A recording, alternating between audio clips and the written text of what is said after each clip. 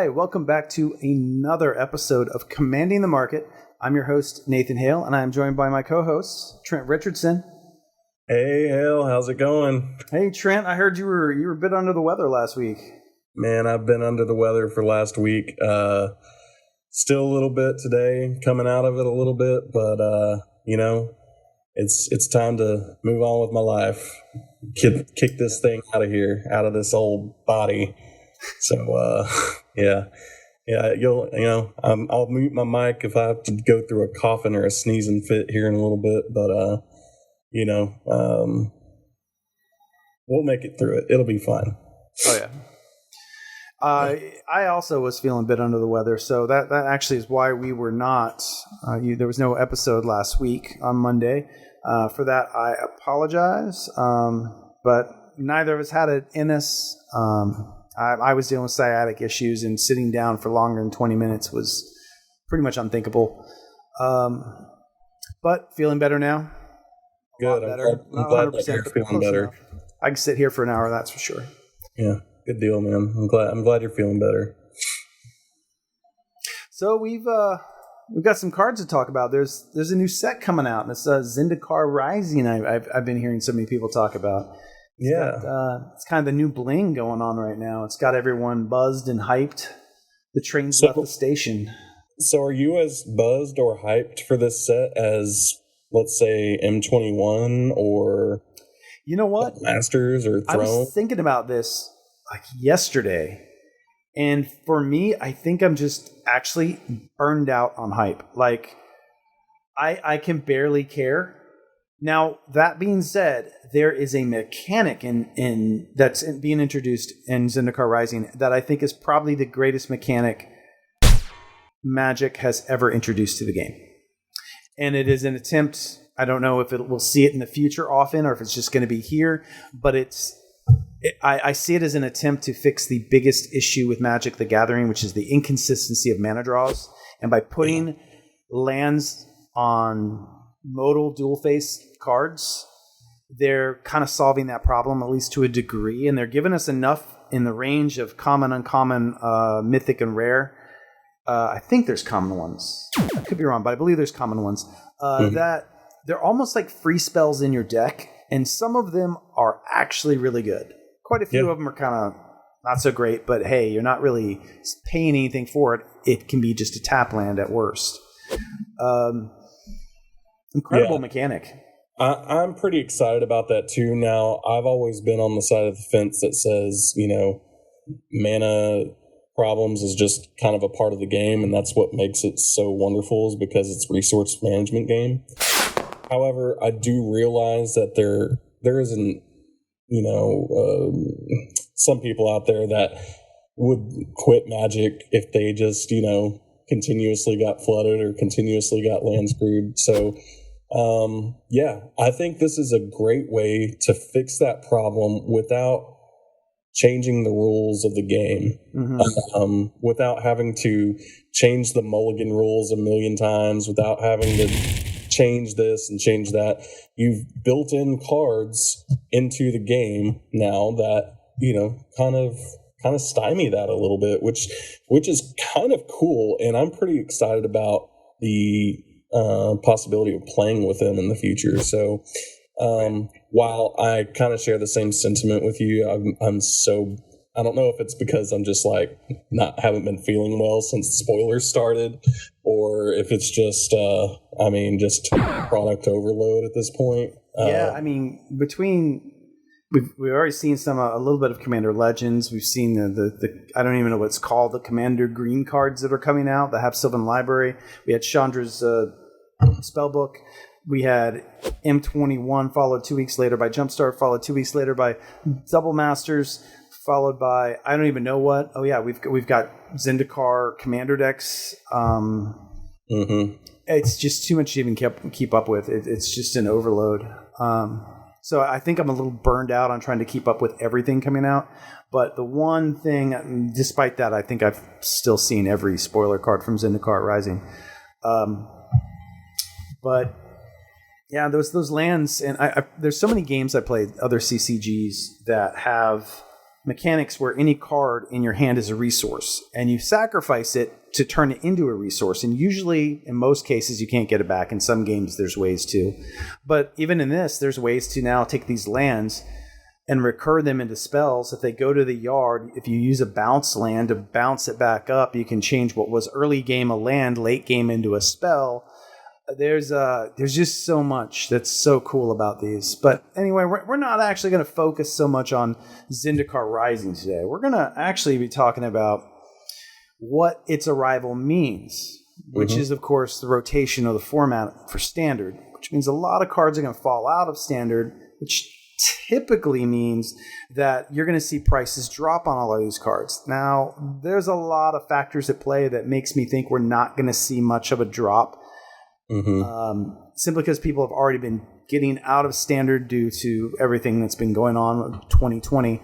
And also the real factor that Commander's what's driving the prices of a lot of cards right now. It has been for 6 months or more at least. Yeah. And so already those cards that are good in Commander are already fetching a high price, like Smothering Tithe. I don't even think that card saw Standard play, but it's already a $17 card, and it's not going to go down despite its reprintings. Right. So that's what we're going to talk about, because even though they may not drop with the rotation, there's still a lot of good cards to be had that are rotating out, and you might be able to pick them up still at a decent deal before Commander drives their prices too high. Yeah. So you wanna open up with the first one or me? Yeah, I guess we'll start out with one that everybody's been kind of talking about ever since the pack art for Zendikar Rising was spoiled, which is the new Omnath. So, of course, what better way to start out the show with an M20 Omnath, Locus of the Royal. So, currently, it's sitting at $4.54, somewhere around there on the market price. Card Kingdom currently has it at $5.49. Currently, it's played in about 1,200 Commander decks as the Commander, and ranked number 84. So it's not seeing a huge amount of play, but with the new Commander decks coming out with Zendikar, where you have the Lands deck, the Lands Matter deck, and there is going to be the original Omnath, I believe, in that deck. No, well, I haven't checked. I don't think he's in there. He's in the Commander green Staples set thing, spellbook. Double green, double red Omnath. Is that the original one? I thought you were saying the original one's the mono green. Okay, no, the double green, double red one is going to be in the Zendikar support deck for Zendikar. So a lot of people are going to be looking for Omnath. Now, it did have a pretty good run in Standard in the Elementals deck. So I'm not surprised to see that it has ticked down a little bit as it's going to be rotating, which I think we did see a high of about $7.50 for Omnath at one point. Let's see. Actually, no, it did get up to about $16 right before Throne of Eldraine came out. But ever since, it's kind of been down in that $3 to $4 range. Has ticked up here over the last couple of days, I think, with these spoilers coming out. Yeah, I think the past week or so, I've seen a jump of about $1 in this card. We, of course, would have been talking about this last week, but we were under the weather. But despite the fact that it has already seen that spike that we expected, I don't think that's going to stop. I think it's still a good time to pick up this card because we know there's going to be a 5-color Omnath coming, and we know that it's going to focus in some way to some amount around landfall or lands being in play. Mm-hmm. So that's going to be a deck people are wanting to build, and when they do, they're going to want to include the Omnaths in it.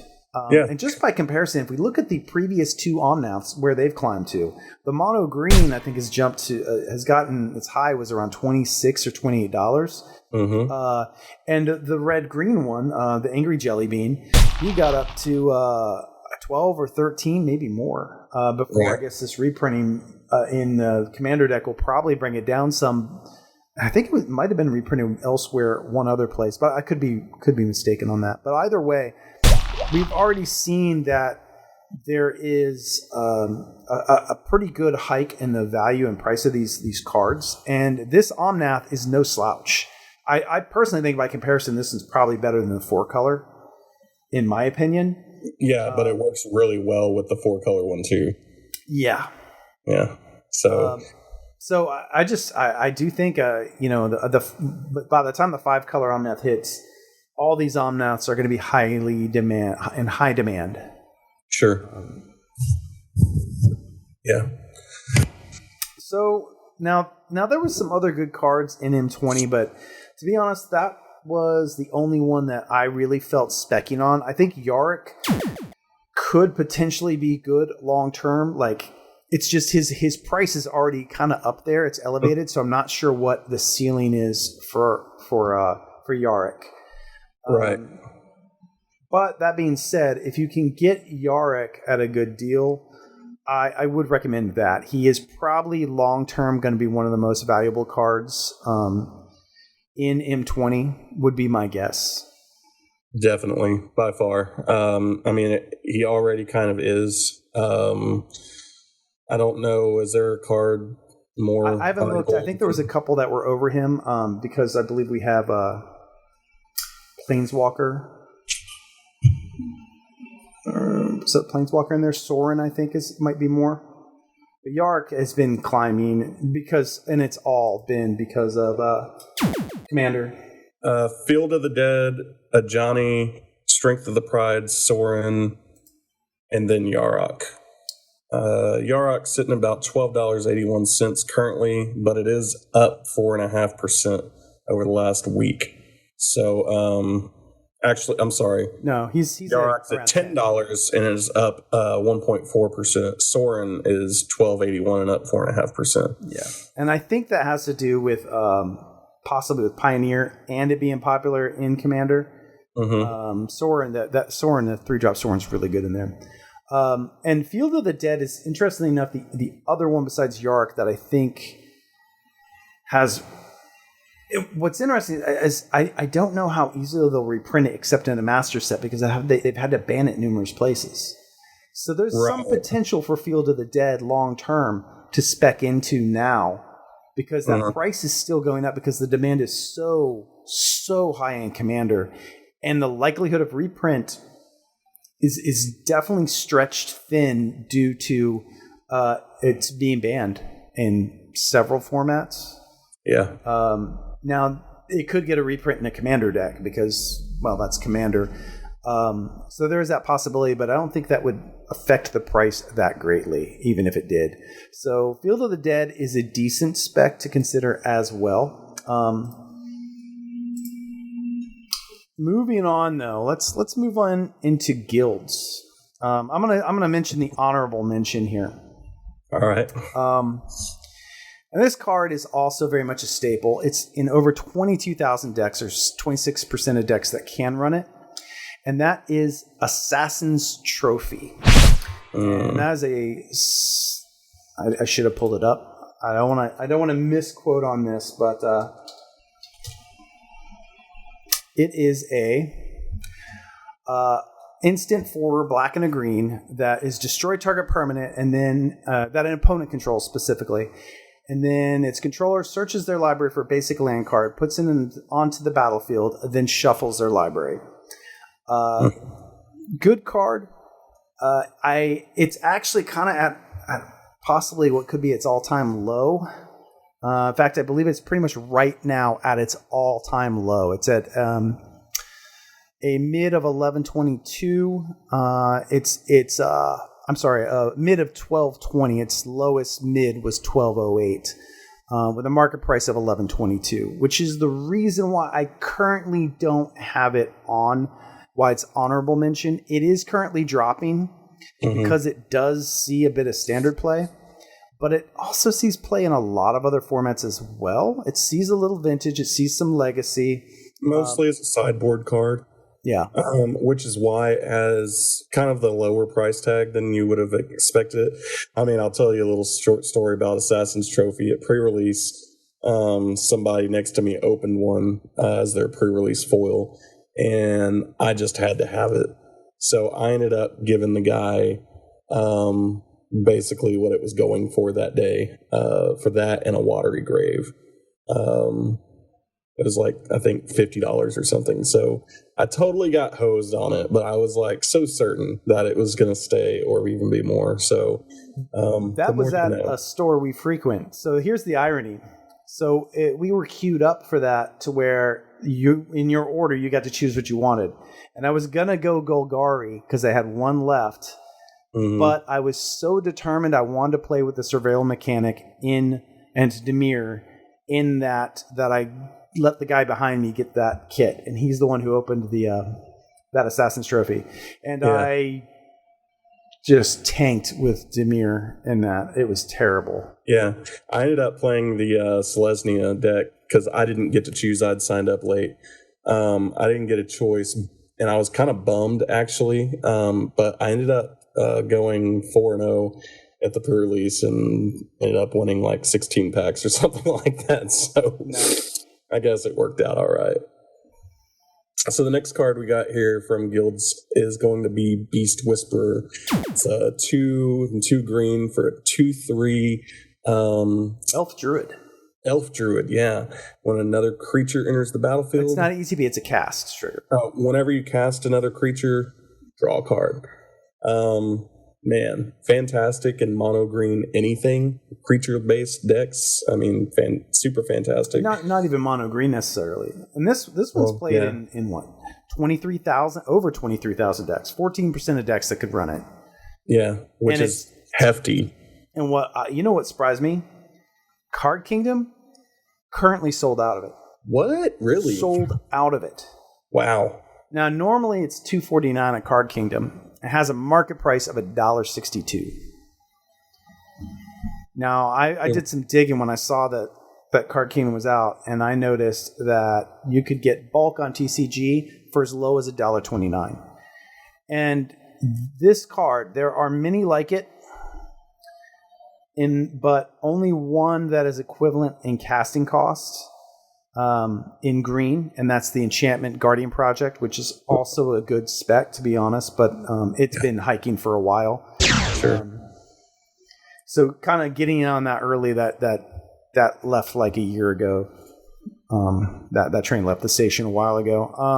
Yeah. But Beast Whisperer at 4 CMC and being an elf, which is also a very important creature type, this is a very good spec, and at $1.29 in bulk for near mint, I would definitely say jump on those while you can. I imagine you'll see more printings of it in supplemental product. Sure. Like Commander, this is the sort of thing you'll see printed in Commander products, but I still think it's at $1.29. It's so worth getting in on. Yeah. I mean, if Card Kingdom can sell out at $2.49,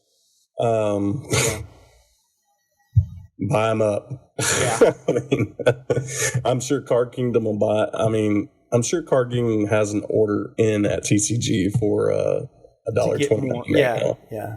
Well, and maybe they're expecting people will sell them to them. Probably more likely because their buy list. They had a buy list, I think, of like 64 or 75 cents or something like that. It wasn't amazing, but not too terrible either when you consider the bulk was $1.29 on TCG. You give that a year without a reprint, you could see Card Kingdom having a much higher buy list price on a card like this by that time. Absolutely. I've always loved it. I think I play it in my Tulane deck. It's fantastic in Tulane. Man, I mean, pretty much any green deck, any deck with green that runs a fair number of creatures, it's a great card draw engine. Sure. And especially if you can't afford Guardian Project. I mean, it's definitely a good card to have if you can't afford Guardian Project. So yeah, budget buy now and watch your deck get more expensive as time goes on. So tell us about, you had a couple you brought up. I want you to talk about those that are also from Guilds of Ravnica. Yeah, so the first one, Divine Visitation, it's 3, 2 white for an enchantment. I believe it's whenever you... I don't have the card in front of me. We'll verify this. Normally we have these in front. We didn't this time. Yeah. We apologize. Divine Visitation. Yeah, it's anytime you would make a token, creature token, instead you make a 4/4 angel, basically.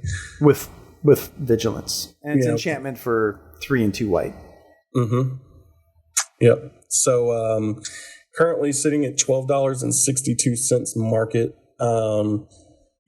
With it exiting out of standard, there's some, standard token decks running around. It's being played in 8,000 decks out of 200,000 that run white on EDH Rec. So it is a little niche, but a must include in any token generating deck. And, there's so many token generating decks in Commander. That's a kind of a format staple. If you're thinking about decks to build, you're potentially going to say, hey, I want to build a token deck, So this has got to be a card for everybody at some point in time. It did have a high of $16.11 back in June. It has come, it's come down a little bit since then, but I don't see any reason why it can't go back up to $16 and even surpass that to $20 at some point in time. I do note it is currently trending downward ever so slightly. Yeah. Which is not something to be alarmed at. It's just to notice that this is one, there's a slim chance that in the next few weeks we may see a new bottom for it, which, it's never going to hit the low price of $4.25. That's those days. They went away a long time ago. Mm-hmm. But you may be able to see about $1 maybe come off of this in the next month at most before it starts to climb again. It is a mythic, which means there's not as many out there as some of these other cards we've been talking about. Now, Omnath, of course, is mythic as well. But so don't expect that decline to last for very long, would be my guess. Because really, Commander has been its go-to place to be played. Yeah, and I think even right now at $12.62, I'm in on this. But really, I'm going to wait till it hits about 11. If it hits 11, I'm going to buy some. I've already got a few, so I'm not, super needy. But if it does go to 11, I'm definitely going to purchase a few. And then the other one that I wanted to talk about, this is going to be the last one from Guilds. And my personal favorite card from this particular set, Knight of Autumn. Knight of Autumn, the ultimate toolbox card from this set. The ultimate toolbox bear. So it's a white and a green for a knight. I think it's an elf knight. I believe so. Yeah. For an elf knight. It could be a dryad, though. Let me double check. Sure. While you're checking on that, it's a 2/1, but you've got 3 options when it comes into play. You can either put 2/1/1 +1/+1 counters on it, destroy target artifact or enchantment, or gain 4 life. Yeah, it's a dryad. Yeah. So, this is the ultimate toolbox card for this set, as I've already said. Mm-hmm. I play it in Shoe Lane. It's great in the new Emil, the unicorn from Jumpstart. I run in Rune and Tulane as well myself. Yeah. Currently $1.89, and it's been dropping for a while, even before talk of standard rotating. But here's the surprising thing to me. It's only played in 6,000 decks that could run it. To me, that's only 6%. That's pretty low. Yeah. For a card that has just, it's better than Rec Sage. It basically costs the same if you're running white as well. So there's no reason, if these are the last 2 cards, you're choosing Rec Sage over it. I've literally seen people run, by comparison, Harmonic Sliver in a non-sliver deck to have the effect of another Rec Sage, and that was it. Yeah. This is that, plus a whole lot more, and if your opponents are running slivers, you're not helping them. Right. Yeah. I mean, it can be a buffer against somebody playing a red deck, like, Steve. If you're playing against Steve, you definitely want to be playing Knight of Autumn. And then it's just a bigger body if you need it, So I don't know. Knight of Autumn is just crazy good for me, especially being able to blink it in a lot of these decks. I mean, if just imagine you've got something like Ozolith or something like that going on, where +1/+1 counters and doublers with counters and things like that from doubling seasons or whatever have you, Atraxa, what have you. You drop this in with the 2 counters on it, you bounce it using another effect. If you got Ozolith, those counters are moving over to the Ozolith, or however other ways you're going to manipulate the movement of those counters. So you can also grow a creature other than the Knight of Autumn if you want, using that ETB in weird interactions. But 9 times out of 10, you're probably just going to blow up an enchantment or an artifact, and that's good. Yeah, most likely. So, Knight of Autumn, too cool for school. $1.89 right now, buy them up. I mean, if it's going to drop anymore, it's not going to see anything lower than $1.49, in my opinion. I don't think it'll ever go below $1.49, but it has the potential of being like a $5 or $6 card. So, now's the time to get on that train.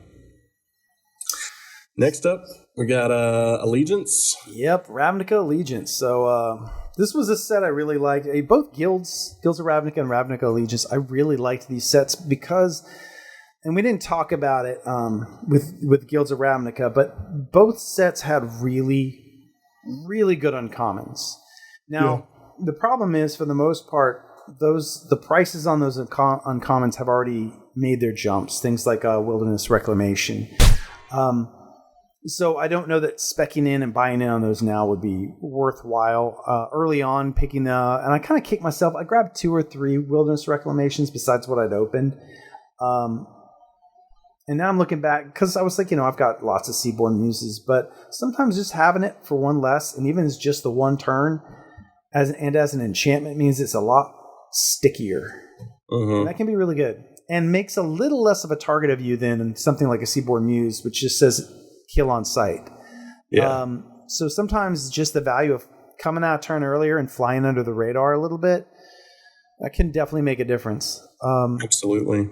But that one is already at, I think, over $3, and don't expect that to change much, despite the fact that it was in fact just reprinted in a Commander deck recently. Right. But another card. Now this one kind of goes without saying. I'm not going to go into detail on it because, like I said, it goes without saying. And that's Smothering Tithe. This one, if you were lucky enough like me to see from the get-go that this was a high-value Commander card, I was scooping them up for $3 a pop, much like I did with Growing Rights of Itlimoc. So this was one of those rare occasions when a new set came out and you can just look and know without even having to think that this is going to be a staple in EDH. So Smothering Tide has already seen 2 reprints in supplemental products, yet it is sitting around $17, I believe. It's just there's no stopping it. It's too good. It's like a just as much of a staple as Rhystic Study at this point. Oh yeah, it's played in. It's been out for less 2 years, maybe not even, and it's in 58,000 decks. That's just insane, and for good reason. Yeah. So we're not gonna go into that. You should know that already. If you're watching this, you already know how good that card is. Yeah. But we are going to talk about one other, and that's Bedevil. And it's kind of an interesting pick. There are some other good specs in Allegiance, but the reason I only personally picked out Bedevil was because I was surprised to see that it's played in nearly 12,000 decks, or 11% of decks that could run it. And this is a 2-color card. Yeah, that's surprising to me too. Yeah, I have a tendency, as you guys may have picked up, to overlook certain cards of a certain color. Might be red. Oh yeah. I noticed that. So when one blips on my radar, it's probably worth paying attention to. The only downside to Bedevil is that it is mana intensive, color intensive. It's 2 black and a red for an instant. Destroy target artifact, creature, or planeswalker. However, despite the cost in those color pips, its speed being instant, and the fact that it is versatile in the target it can hit, makes it a really good card. And on top of that, it's got amazing Seb McKinnon artwork. Oh, yeah. Man, some of his best work, in my opinion. Yeah. Oh, yeah. It's nice. So, real nice. This card has a market price of $225, with Card Kingdom at $299. However, this is what I found really interesting. There are multiple near mint foil copies available for under $265 on TCG. And bulk non-foil copies will run you as low as $258. So just a few pennies under what you're paying for the foils, which says to me right now, if you're able to pick these up, the foils under $3, that's a steal of a deal. And normally I don't talk about red. I also normally don't pitch foils. In this instance, I'm actually saying check out some foils that are out there. I saw and I was surprised at these prices and at near mint. Mm-hmm. So the other thing that was interesting is the overall, the quantity on TCG, foil and non-foil, was relatively low compared to most of the other cards we've been talking about today. Yeah. I think one thing, and we've talked about this before on foils, is, I just think that they're not as highly sought after anymore. Maybe another thing is, the product overload at this point is putting a strain on the wallets. So people, if they need the card, they're just going to go for the less expensive version of it. But two, a lot of people just don't want to have foils because they curl, if you get it not curled, your value, it's like buying a car, as soon as you drive it off the lot, the value goes down, so that's why I kind of stay away from foils. Yeah, I have them, but I don't ever search after them. But maybe in this case, it is worth it. Like a couple of years ago, I was looking for Path to Exiles, and I found out that the foils were exactly the same price as the non-foil version. So I was just like, well, I guess I'll get the foils then, because why not? Yeah. So I did. And in those cases, I think that's okay, Yeah. And that's why I wouldn't have brought up the foils, except for the fact that they were essentially the same price as the non-foils on TCG. Some of them, there was just a few of them that could be picked up, but I didn't pick them up because I own several Bedevils and I don't run those. Yeah. Because, that red thing. Sure. So, but that's me. There are plenty of other players out there who love playing red and Rakdos and the like, and it's really good in there. I think I run it in one deck. I think I run it in my Kalia Vast deck. Nice. So before we go on to War of the Spark here, I just want to share a little win from yesterday, and I'm sure most of the people watching this already kind of know because I told you guys in Discord. But I think he screamed, he jumped up and down, he flapped his arms, there's pictures, there was weeping of joy. Okay, I exaggerate only slightly. It was one of the best opening moments of my entire Magic career. And I started back in Nemesis, so I've opened some Urza's packs and things like this. I've never opened any alpha, beta, or anything like that. I've opened some Ice Age, but there's not much in there. Anyway, I was at a local store the other day and walked in and noticed they had a box of Alliances sitting on the counter. So I said, well, okay. So I bought a pack of Alliance, open it up, first card in the back, Force of Will. Force of Will, baby. Knocked it out of the park. I mean, man, I'm not feeling well, guys, and I was jumping up and down hooping and hollering, man. So pretty excited about that. I'm kind of on the fence about sending it in to be graded. I mean, Pack Fresh went straight into a sleeve. I looked at the centering of it. The centering is pretty fantastic on the front and the back. And you know what? It's pseudo reserve list now.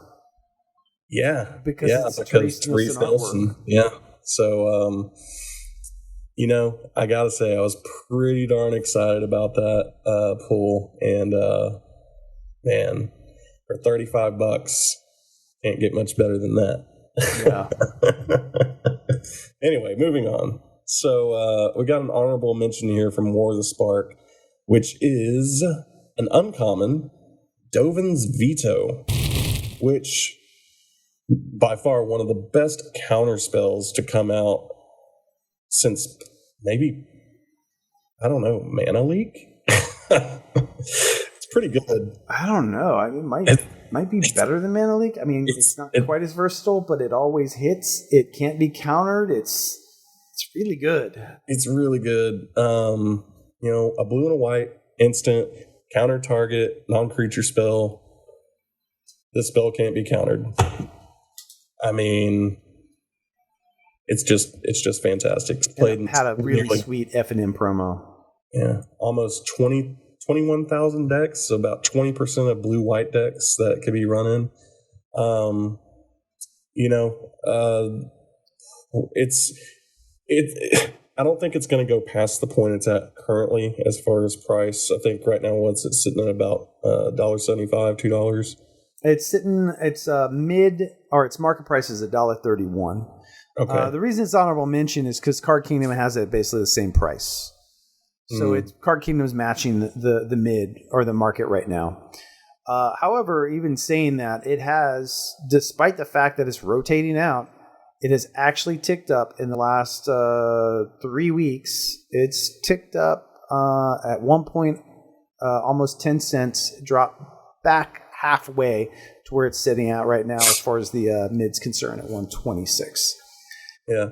And see, I think personally that might be an effect of Pioneer more so than Commander. Maybe. I mean, it sees play. I don't know, though. Plays across.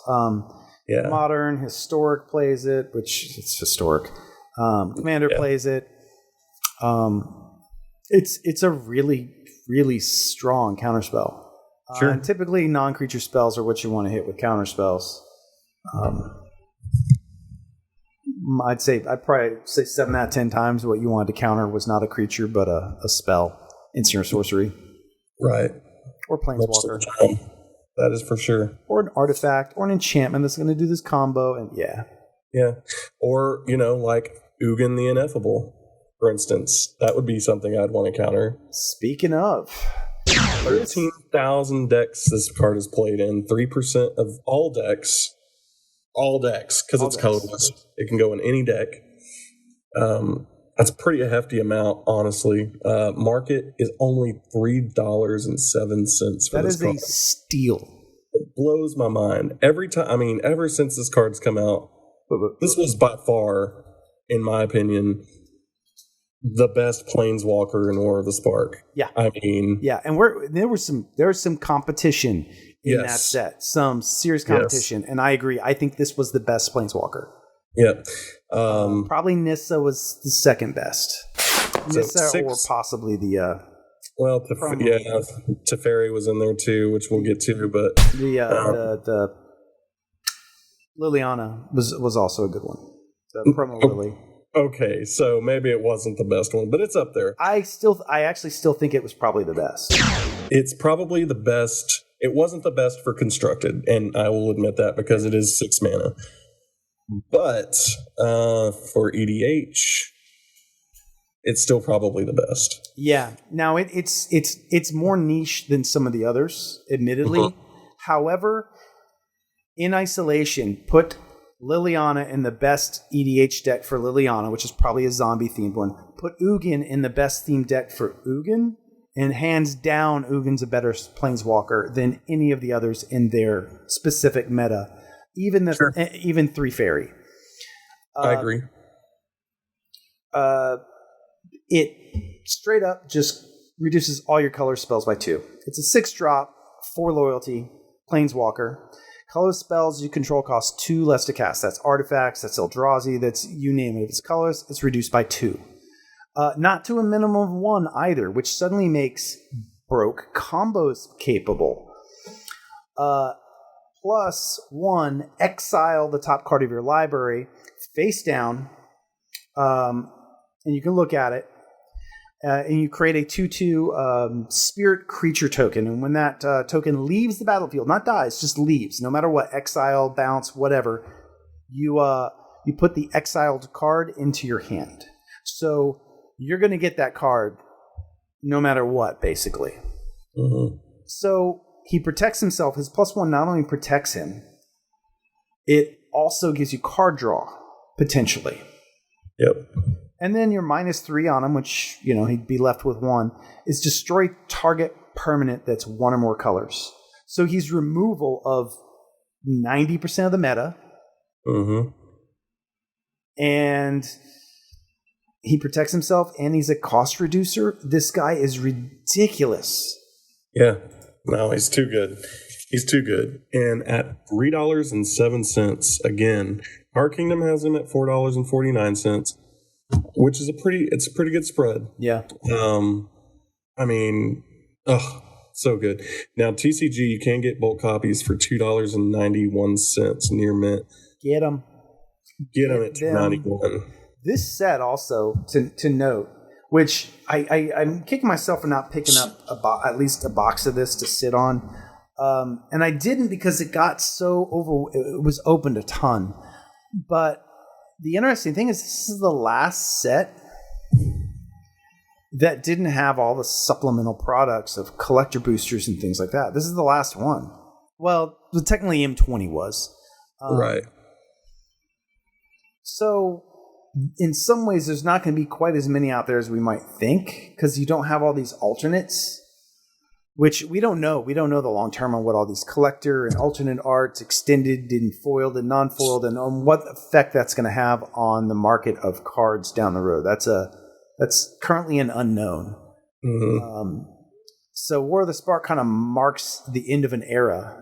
I think I've heard it said it kind of marks the end of the Bronze Age of Magic, as it were. So sure. Which is interesting. So when I heard this on another channel, the moment they said it, I was like, he didn't have to explain where the eras started and ended. I knew in the top of my head immediately what those changes were. Obviously the golden age was the reserve list sets. Ours is back to alpha. Mm-hmm. That's your golden age. Your silver age was what followed up until RTR. Return to Ravnica, when they kind of pulled the stops on how much they would print. So that was kind of your silver age up till Return to Ravnica. And then Return to Ravnica now till War of the Spark, or actually I guess M20, is the end of the Bronze Age of Magic. So what that means long term, it's nothing to get caught up on. But it is kind of interesting to stop and consider it. I hadn't looked at it because as a former comic book collector, I often looked at Golden Age, Silver Age, and Bronze Age in my collecting. So we're now kind of at what would be the equivalent of the mid-late 80s in comic book collecting. So if that means anything to you. Yeah. So now we're entering the Copper Age. Yeah. Which I think all this has been. I think a lot of this is basically what has been pushing the FOMO and everything towards reserve lists for the last 6 months or so. Is seeing this a rush back to the golden age cards that are protected because we're seeing so many reprints this year. So I don't know. It's kind of interesting. I know for me, it's gotten me looking back. I don't know. I tend to think it's a lot of guys like myself and even you, Hill. I mean, we played at a time in which we remember those days fondly. Very. And now we have the means to get those things back, and we're doing that. Yeah. So maybe it's a little bit of both. Yeah. But there's definitely that's some of it, to be sure. Yeah. On to this next one now. We got 2 or 3 more here, guys, and this one is currently just going buck wild all over the place in a couple of formats. So surprising that it's only increased a little bit since for like the last month, I guess, but I think it's gonna have a pretty tremendous spike here in the next few weeks. Go ahead. Ridiculous. We got Bolus's Citadel. The combo-tastic black artifactic is currently played in nearly 20,000 black decks. It's 9% of black decks. Market, $5.34. Mid is surprisingly low at $3.89, which means you can get near mint bulk copies as low as $3.99 on TCG Player. Now, it is worth noting that about a month ago it was $1 less than these prices, so we've seen a little bit of a $1 increase in a month. That's a 25% increase over the last month. Nothing to snuff your nose at. So, if you're going to get in on Bolus's Citadel, now's the time to do it. I mean, it's just ridiculous. Have you ever played against a Bolus's Citadel in a game of Commander Hill? Oh, I've played it. I've comboed out with it. I basically drew my deck and continually sacked, scryed, played, and until I eventually hit the Aetherflux Reservoir, and then I just played my deck. And I played so many spells that I was just gaining life regardless of the CMC at that point. Right. And the ability to constantly sack a creature to scry meant the lands just went to the bottom. It's ridiculous. It's so ridiculous. I didn't have to use that tap, sack 10 non-land permanents even. It didn't matter. So one of the nice cards you want to combo with this is an uncommon from Ixalan or Rivals. I think it's Rivals of Ixalan. That is the... I just forgot his name. He is an uncommon black creature. He's a pirate that whenever you sacrifice whenever a creature you control goes to the graveyard, create a treasure token. It doesn't specify non-token. Pitiless Plunderer? Pitiless Plunderer.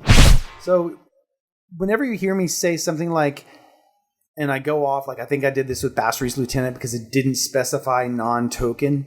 Anytime you have something that says create blah, when X happens and X doesn't exclude non-token, you can break it. You can break it all day long. So whenever you see cards like that, that's why you want to kind of pay attention to those. Bolus' Citadel is able to take a card like that and go nuts with it.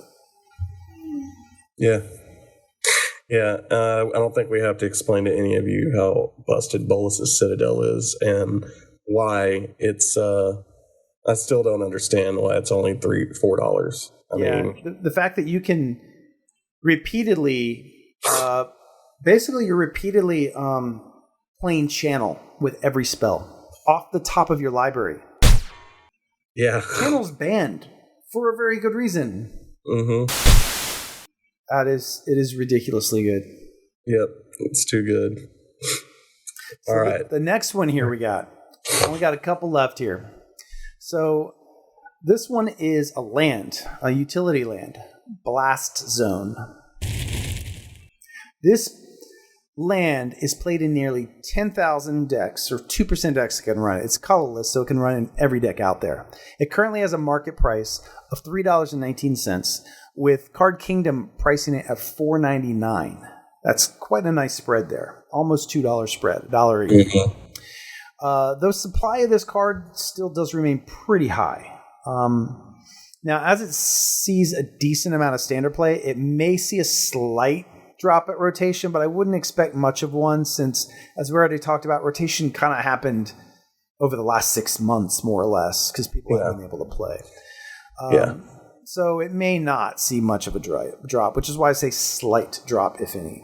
But it's also worth noting that sees play in Pioneer, Modern, and Legacy.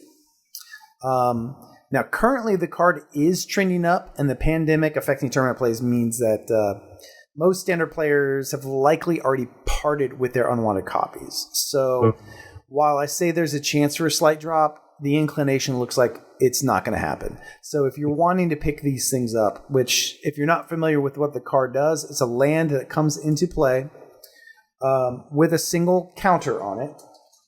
And you can pay double X and tap it. It taps on its own for colors. And you can pay double X and tap it to put an additional charge counter or X additional charge counters on it. And then you can pay 3, tap it, sacrifice it, and destroy each non-land permanent with converted mana cost equal to the number of charge counters on Blast Zone.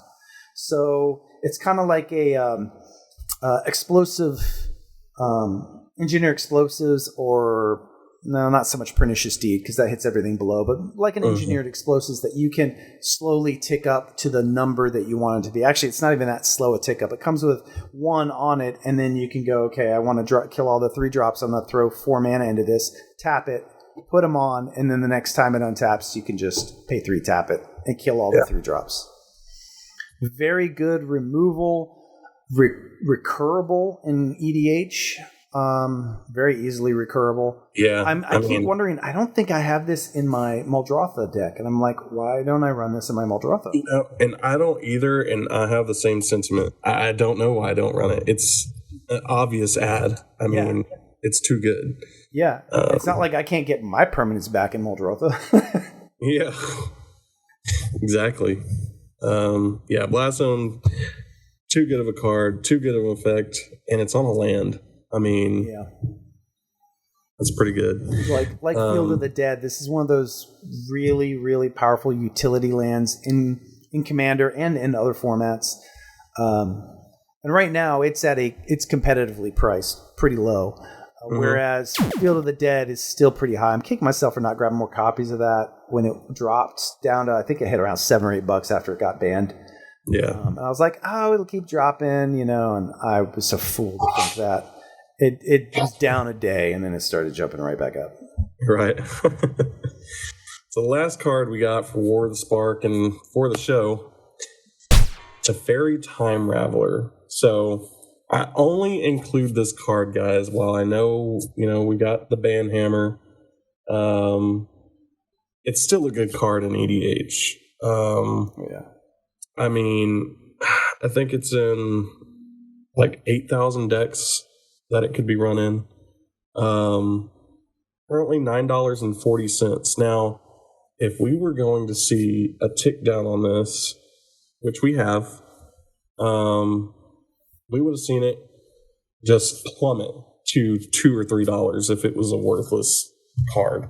But it's not. It's still fantastic in EDH. I mean, it says your opponents can't play spells except for on their turn on the card. I mean, this is the ultimate, this is a serious stacks card.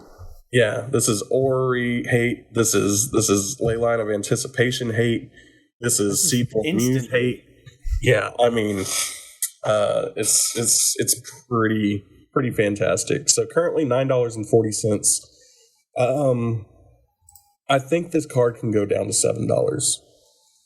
I don't think it will. I think it has the opportunity to. But if you're interested in it, it's currently at its all-time low. It's never been lower than this right now. So if you're interested in it, if you've been wanting to get it, go ahead and get it now, because, I mean, even at $9.40, this is certainly a $12 to $15 Planeswalker. I mean, maybe more. I mean, we saw Field of the Dead get banned, and now it's up to, more than twice as much as it was before it even got banned, So, sky's the limit on Fairy Time Raveler. It's just too good to be kept down, and I seriously, I have a hard time believing it's going to make it to the 7. I think it's going to. I hope it gets to, but man, if it does, it's not going to be there for long. Yeah. I want to add 2 things to this, just kind of real quick. I'm going to gloss over them. They weren't on our list to talk about. They were on my lists, if you will, to talk about almost 4 weeks ago, after the last market watch that we did. And of course, the previous 2 episodes we missed last week, and the previous 2 before that were actually recap videos. So this was a month ago. I wanted to bring these up. These are 2 that I spec'd into, and they're reserve lists. One of them is Equipoise, which is an enchantment for a white and 2, since we're talking about 3-drop stacks cards. And this one is, during your upkeep, for each land target player controls in excess of the number of lands you control, target land he or she controls faces out. Repeat this process for artifacts and then for creatures.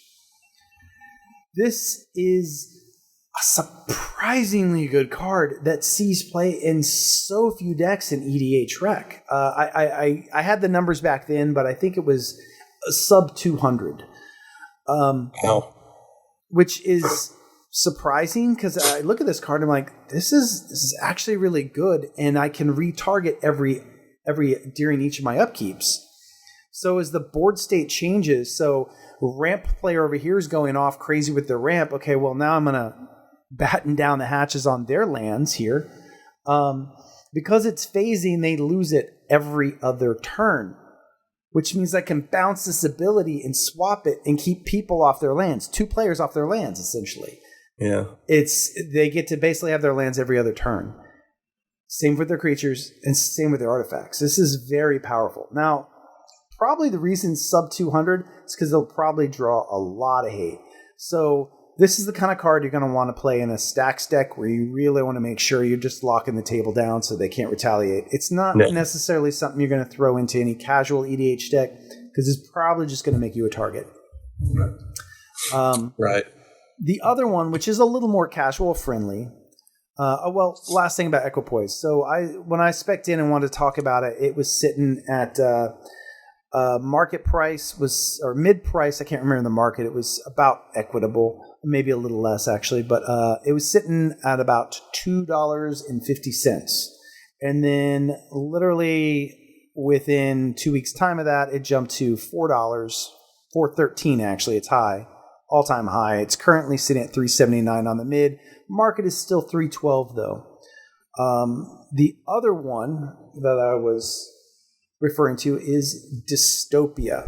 And this fun little card, it's also an enchantment there it is. Somebody pulled one of those out of an Alliance booster recently. Yeah. 2 black and a colorless enchantment with a cumulative upkeep of 1 life. And during each player's upkeep, if that player controls any green or white permanents, he or she sacrifices a green or white permanent. So you play this on your turn, you put it down. Turn passes. You've paid no life. It's going around the table. Each person who has a green or white permanent has to sack 1. It comes back to you. You can now pay your first life if you wish to, or pay no life whatsoever, and you just pay 3 and force potentially 3 sacrifices across the table. But if there's still more targets, what's 1 life for opponents sacrificing up to 3 permanents? So good. So good. I'm surprised to find this is only played in, I think it was about 120 decks. However, one of the top decks it's played in, Tiny Bones. Makes sense.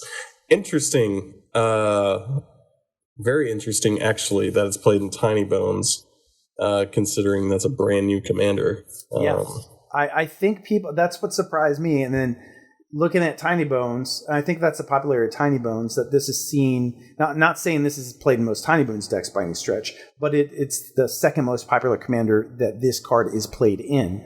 Mm-hmm. So I think that Tiny Bones is looking for those low CMC cards that can wreck across the board damage that just to keep your opponents down. This is, I think it's another kind of overlooked card. We're so used to our cards in Magic nowadays being the immediacy of its effect should be apparent. Mm-hmm. And some of these other ones, until you play with them or really stop and think about it, are easily overlooked. I think this is one of those that could be easily overlooked. The white permanence is probably not as big as the green permanence, because green being, I think, the probably the most popular color in Commander because of ramp, means you're generally going to be hitting at least one player at the table. But I think the odds are you're going to be hitting him on average 2 players at the table with this card. Yeah, and even at just 2 players, 1 life to hit 2 permanents. Yeah. Pretty good. Well, not even 1 life. You pay no life. Oh, okay, yeah. 0 life and 3 mana to kill 2 permanents is, I mean, probably, I don't know that there's any better rate than that. Then at 1 life and potentially 4 permanents. 4 as much as 6, but... And still only 3 mana, there's certainly no better value than that. Yeah. So, I mean... And this card is sitting at... it's actually hit its all-time high on the mid, which is $1.86. This card is super cheap right now. Also reserve list, as we mentioned. It was, as of less than 2 weeks ago, it was sitting at $1.40. So it's jumped up 46 cents in a week. So it's currently still trending up. I don't know if that will continue or not. I can only assume it will, but who knows? Being that's reserve list, quantities tend to be more limited, but it is alliances. There's a fair amount of alliances put in. Yeah, near mint copies, the least expensive near mint copy you can get, and there's 7 of them available on TCG, is from a seller with 0%. So we'll just skip that one and go to the next one, who only has 2 at $3.13 a piece, and free shipping over $35. Wow. Yeah, these were spur of the moment. Like I said, we were initially not planning to throw these in. I decided at the last minute too. So I did not look up where they currently are. I picked mine up, like I said, a month ago.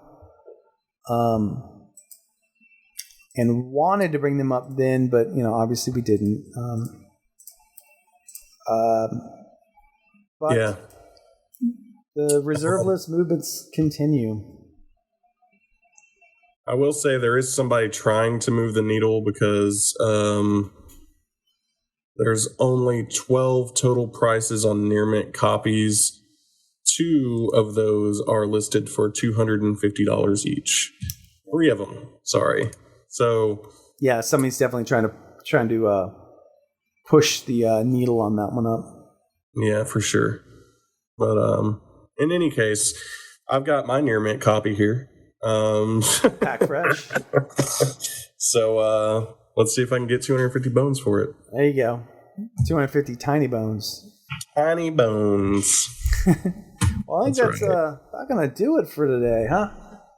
Yeah, I don't have much else to talk about. I'm glad we're finally getting back at it. I'm glad that you're feeling better. I'm glad I'm feeling a little bit better. Mm-hmm. I know that next week I'll probably be back, at least to 89%.